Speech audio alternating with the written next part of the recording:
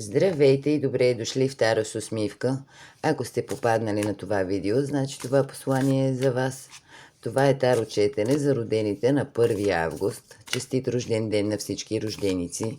Желая ви много щастие, здраве, късмет, много любов, успехи и много усмивки. Нека да видим какво казват картите за вашия рожден ден.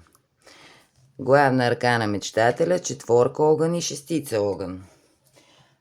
Така, първо, с мечтателя имайте предвид, че събитията от днешния ден ще имат отражение и по-нататък в живота ви. Така или иначе, днешния ден е началото на вашата лична нова година и каквато енергия заложите днес, ще има отражение в бъдеще.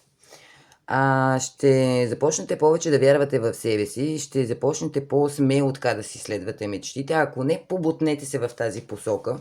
Ще имате и неочаквани възможности за това. Грабвайте ги смело. Не дейте да се колебаете, защото имате много успешен ден днес. 4-ката огън говори за това, че ще се почувствате много спокойни, ще усетите цялото изобилие в живота си, ще почувствате удовлетворение. И в семейните отношения ще усетите всичко, което имате, цялата топлина и щастие. Ще успеете и някакъв проект да завършите много успешно, което ще ви донесе голямо удовлетворение и щастие.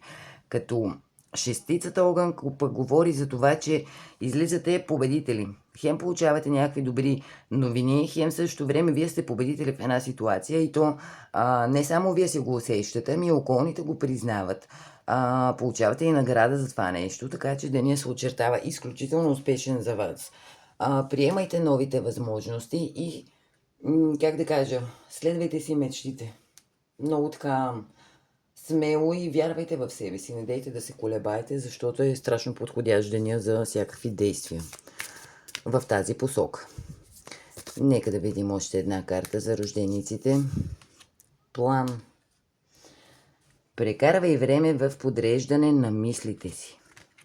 Отдели време, за да се свържеш със себе си и да внесеш ред в мислите си.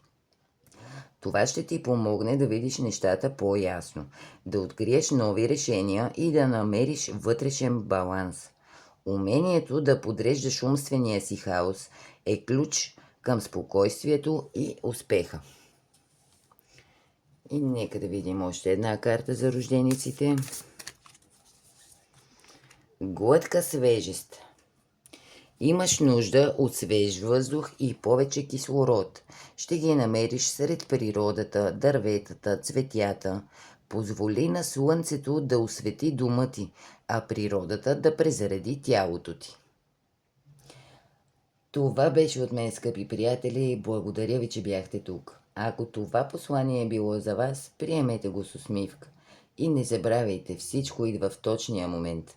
Надявам се това видео да ви е било полезно и приятно. Желая ви много хубав, усмихнат и слънчев ден и много хубав празник.